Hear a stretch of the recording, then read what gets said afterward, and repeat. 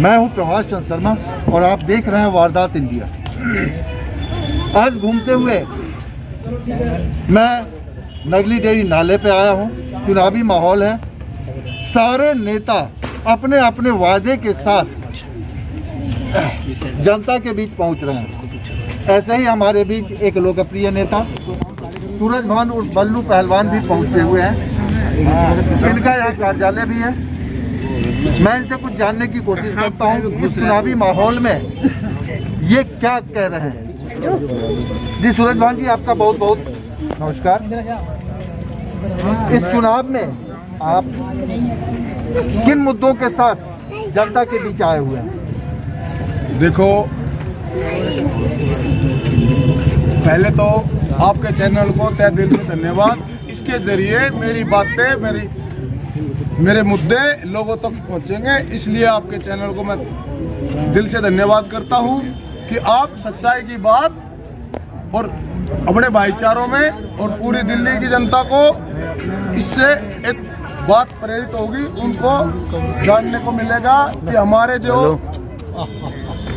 सोच है, विचार है, किस धारा की है। क्योंकि हम चाहते हैं जो हकीकत में यहाँ पर जो इतना गंद मचा हुआ है, ये नाला है तो इसको हम सीवर में, जैसे पाड़म में पहले ऐसा ही नाला था जनकपुरी, और जब हम पाड़म से जाते हैं तो ऐसा ही नाला था, तो उसके ऊपर रोड बन गया है डाबड़ी। हाँ, डाबड़ी। तो डाबड़ी की तरह हम इन नालों को सीवर में तब्दील करना चाहते हैं। अच्छा सूरज भान जी, अभी मैं सुन रहा था कि आपने कहा जो मुझे भिक्षा नहीं शिक्षा चाहिए, इसका क्या मतलब है? देखो, इसका मतलब ये है कि भिक्षा नहीं शिक्षा देंगे।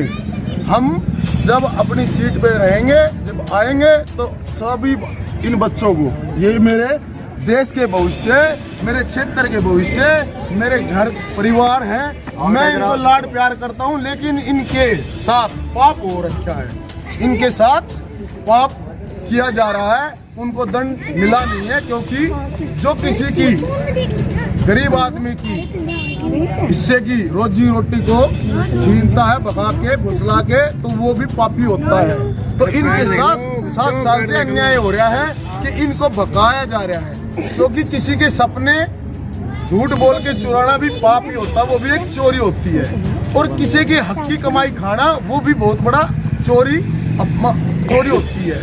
तो मैं इन बच्चों को शिक्षा देना चाहता हूँ, ना कि इनको भिक्षा। क्योंकि भिक्षा इनके लिए जो स्कूलों के बड़े बड़े वादे किए कि स्कूल हम ऐसे बनाएं, तो ये मेरी अपनी पार्टी का और मेरी सोच और विचार है मजबूती से कि मैं इनको ऐसे स्कूल दूं जो प्राइवेट से भी अच्छे सरकारी स्कूल हों। अच्छा सूरज भान जी, अभी पहले से यहाँ निगम पार्षद है, आपकी पार्टी नई है, आपकी पार्टी को लोग वोट क्यों दें? पहले पुरानी जो पार्टियां हैं उनको छोड़ के आपकी पार्टी को लोग वोट क्यों दें? आ जाओ बेटा। देखो, मैं हमेशा जीवन में आर्टिफिशियल दिखावे की जिंदगी नहीं जीता, और मेरा चौथा विकल्प यही है। क्योंकि अगर कांग्रेस 70 साल से वो दे नहीं पाई, और क्योंकि 70 साल से हमने मौका दिया, सारी जनता ने 70 साल से पूरे देश ने मौका दिया, वो पूरा अपने वादे पे नहीं उतर पाई, खरी नहीं उतर पाई। उसके बाद 15 साल एमसीडी की बीजेपी में है, तो एमसीडी दिल्ली में अपना पूरा जो उन्होंने वादे किए वो पूरा उन पे उतर नहीं पाई। और 7 साल हमने दिल्ली के सीएम केजरीवाल को दिए, जो सबसे बड़ा उसने पाप किया है, वो पाप हमारे गरीब भाइयों के साथ किया है, एक मीडियम आदमी के लिए किया है।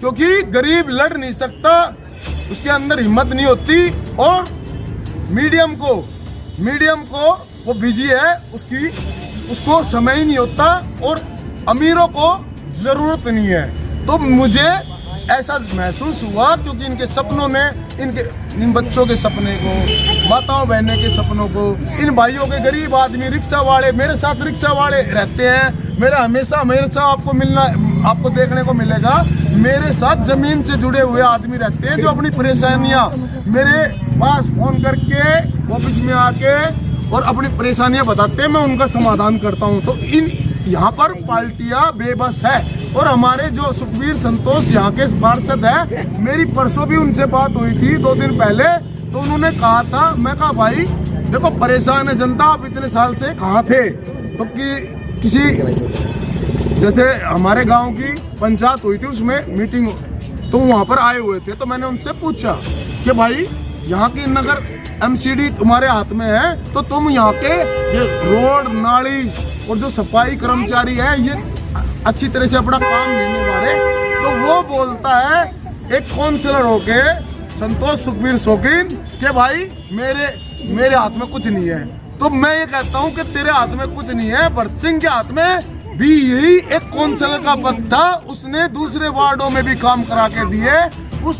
उस एमएलए ने फिर वो एमएलए बना क्योंकि जनता के लिए उसने काम करे तो एमएलए बना, और एमएलए बन के भी सारी विधानसभाओं में, पूरी दिल्ली की विधानसभाओं में भरत सिंह भाई ने काम करा के दिखाया। तो तेरे बस्ती अगर तू लाचार है, तेरे ऑफिस के बाहर सड़क टूटी हुई है, जाके देख लो भाई, आप भी जाके देख सकते हो सारे भाई, क्योंकि पहलवान झूठ का साथी नहीं है, सच का साथी है। और इस पहलवान ने जी उम्र भर एक ही चीज कमाई है, वो है जो 1 सेकंड पढ़ने में 1 सेकंड लगता है और सोचने में 1 मिनट लगता है और करने में पूरा जीवन लगता है, और उसके बाद करने में पूरा जीवन लगता है, और वो है विश्वास। तो पहलवान ने विश्वास कमाया है, वो गरीब कमाए हैं, वो मीडियम कमाए हैं, उसको दिल से प्यार और उनका मजबूत करना चाहता हूं। तो मैं क्या गलत चाहता हूं जी। जैसा कि अभी आपने देखा, आपने सुना, वैसे पार्टियां तो बहुत सारी हैं,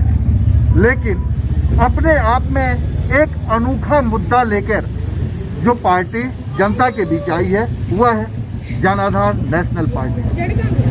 मैं आपको एक चीज और बता दूं कि इनका जो है मुद्दा, उसमें सबसे मुख्य है कि मैं भिक्षा नहीं शिक्षा दूंगा। और अगर मैं किसी खास राजनीतिक दल का नाम नहीं लेना चाहता, मैं बात करूं राजनीति की, तो राजनीति में है शिक्षा नहीं भिक्षा दूंगा।